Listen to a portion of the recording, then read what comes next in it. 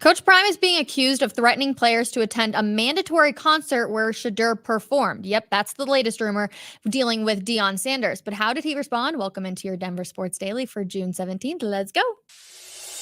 Taking you through your morning headlines, it's Denver Sports Daily with Rachel V. Hill. Mandatory Lil Wayne concert reportedly led players to leave the leadership of Deion Sanders and the Colorado Buffaloes, according to Athlon Sports. So the Colorado Buffaloes had a huge weekend for the spring game that was at the end of April. It was a star-studded affair, which included a concert with five-time Grammy winner Lil Wayne at CU Events Center. However, not all the details from Coach Prime's major event were spectacular. According to CU player sources, Sanders made the concert mandatory for all of his players and reportedly threatened to dismiss anyone who skipped out. Deion Sanders and Colorado quarterback Shadur Sanders performed at the concert. The outlet quoted a source saying, "The Wayne concert was the final straw for a few players who hit the transfer portal. When Coach Prime told us we all had to be there to support Shadur as a rapper, they were not happy at all. To be honest, it was nothing but a huge distraction, and Daddy Ball was being played." But Deion, of course, had something to say. Now, you can actually see that the post was taken down, for which he responded, but it says, "This is one of the best lies I've heard. God bless you, and I pray you sleep well tonight because we are Lord Jesus." Yeah, I think this is a little bit of an interesting one. And to be completely honest with you, I think we're going to see a ton of headlines that involve Deion Sanders, and that's nothing that we shouldn't expect. I do appreciate that Deion always seems to have some sort of response back to these things, and it's one of those he said, she said that we'll probably never actually know the truth. Is there maybe a little bit of daddy ball being played?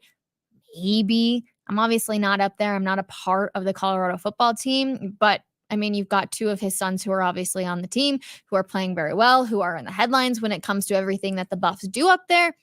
And do I think that the concert was mandatory? I don't think it was mandatory, but it was probably one of those things of like, hey, you should go out and support your quarterback.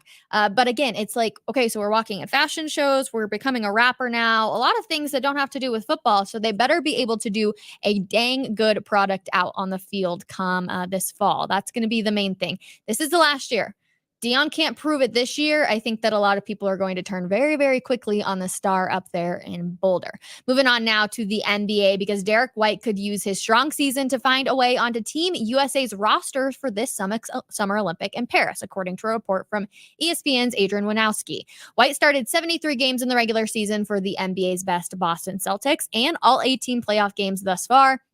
Woj goes on to say, "I'm told that Derek White will be a prominent replacement candidate for U.S. basketball's Summer Olympic roster if the Clippers' Kawhi Leonard is not able to fully rehab back that knee injury that ended his playoff season prematurely."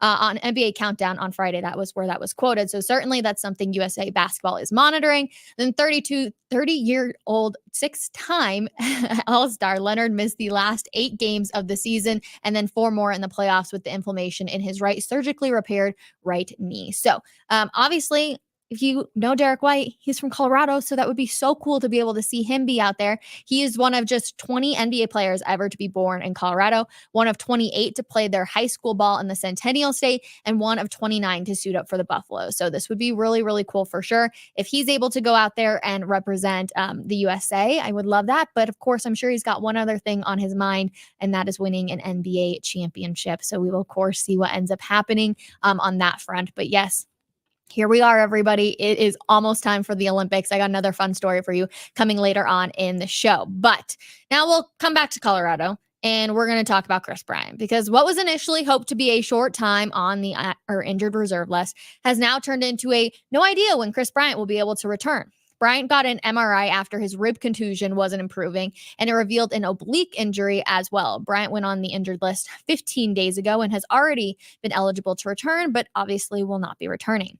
His most recent injury is his 7th separate trip to the injured reserve list, signing a 7-year, $182 million contract to play for the Rockies ahead of the 2022 season. I remember when that contract went into play, and I was actually really excited. I was also thinking, why in the heck would Chris Bryant want to come play here? But it's ended up being a disastrous contract. Bryant has missed 249 out of 394 games for Colorado thus far on this contract, which literally, like I said, has been a disaster. His injuries have mostly included foot and back injuries. We all remember him saying that they were sleeping on jail beds when they were at hotels, and that ended up hurting his back. So between foot, back and like a core also, it's just not good for Chris Bryant. I wonder if this is going to go down as one of the worst contracts in history, because we all talk about Russell Wilson and the Denver Broncos and how that's a disastrous one. Well, what about this one with Chris Bryant? It's crazy to think back to his time when he was a Cub, because he was such a star out there. And it's just been a totally different story here. So interesting for sure. And I guess we'll see when Chris Bryant possibly returns. I know that name is very familiar with a lot of people, and people are keeping up to date, especially with his offseason comments as well about him wishing he would have explored a little bit longer when it came to free agency. Now, speaking of exploring, the Big 12 is exploring selling its naming rights to a title sponsor with potential revenue of hundreds and hundreds of millions of dollars over the course of the deal, sources told ESPN on Thursday. The commercial sponsor would potentially take the name Big out of the Big 12 and replace it with the sponsor's name. So it could be something like Pepsi 12 or Adidas 12, something like that. It could end up as one of the largest commercial deals in college athletics history, not including media rights. And there was discussions between CVC Capital Partners and the Big 12 that were first reported by CBS. Now, this will obviously be interesting if it would become like CVC 12. Like, would people remember that, or would it just forever be the Big 12? The Big 12 will have the new look amid the shuffled college landscape in 2024. Gone will be the conference stalwarts of Texas and Oklahoma. They went to the SEC, and a new 16-member lineup will include Arizona, Arizona State, Colorado, and Utah joining the 12 returning members from last year. So will be very interesting to see if they get rid of the name Big and go, like I said, with a Pepsi or Adidas or something of that nature, or if it ends up being that CVC as well. The Oilers, they are looking to avoid a sweep, and they did it.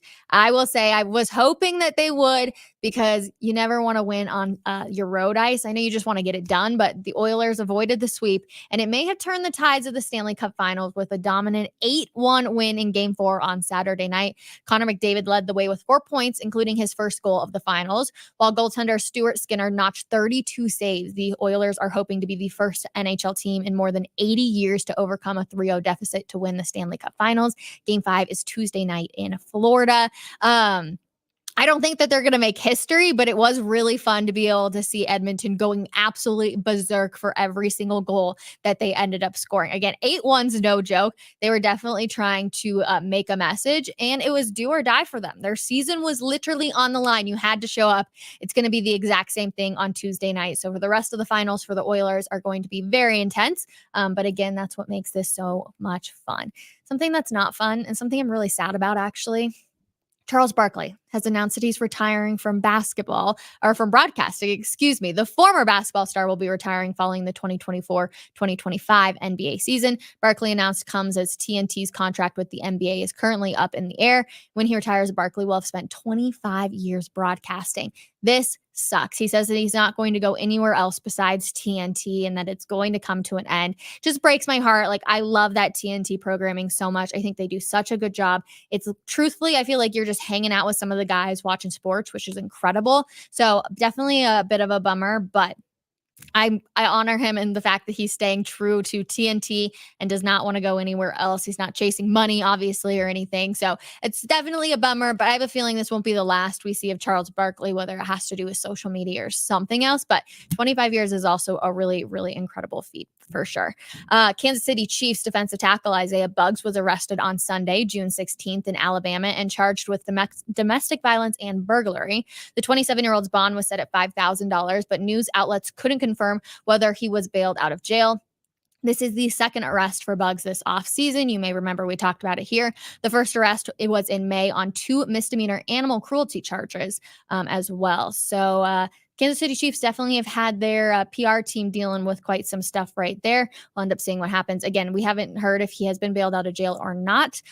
So just something to definitely pay attention to on that front. Of course, it has to do with the Chiefs, so we like to be able to talk about it. Now, last one for you, like I mentioned, the Olympics. College swimmer Gretchen Walsh made a statement at the U.S. Olympic swimming trials.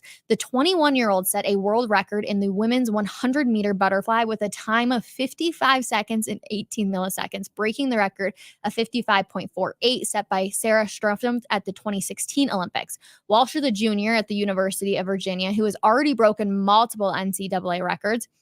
Her older sister, Alex Walsh, won a silver medal at the 2022 Olympics. The Olympics this year will be in Paris starting on July 26th. But I'm like, that is crazy to be able to move that fast and have a record at that age of 21. I was like, congratulations right there. So plenty of good stuff with Gretchen. And of course, just another name you can be on the lookout for when you are paying attention to the Olympics this summer. It's going to be so much fun. I'm so excited. I can't wait for them. It's right now. Even though I know the Stanley Cup finals are still going on in the NBA finals, it feels like it's such a dead time in sports. And it's like, okay, we need something. So I'm really excited for the Olympics to get underway here in just a little over a month. But that's going to do it for us today on Denver Sports Daily. Let's see. College is getting way too commercialized. Sheesh. I feel that definitely. It is getting commercialized, but it's also they're like professional athletes at this point. We can't stop it, nor should we. Let the guys all make all the money and stuff. But I understand what you're saying, especially with the Lil Wayne concert and all that kind of stuff. Again, you don't see those type of big concerts happening up at universities very often, especially when the football coach is somewhat involved or the quarterback of the team is somewhat involved. So I totally get it. But you guys, today we've got a really fun thing going on. If you remember a few weeks back, we did a contest here. If you subscribe to us on YouTube, if you're watching us now on YouTube, make sure you go subscribe. But we have some visitors coming in from that contest that are going to be coming and hanging out, which will be really cool. So I can't wait to meet them. They're going to be sitting in for coffee break, James Marilat, and I will be doing that Marilat Monday, sitting down and chatting, and then we're going to be having lunch with them. So I'm really excited. I am doing an In the Sports Office vlog. If you have never seen one of those, I give you the behind the scenes of what it's like to go out to a Nuggets game, an Avalanche game, Broncos mini camp, everything else. But today's going to be in the office while we have these guests in, and I can't wait to meet all of them. So make sure you subscribe to us over on YouTube if you are not already, and then make sure you also like and comment down below. I appreciate you guys so much for spending a little bit of your time with me, and we will see you guys at 12 p.m. for coffee break. Bye, everybody.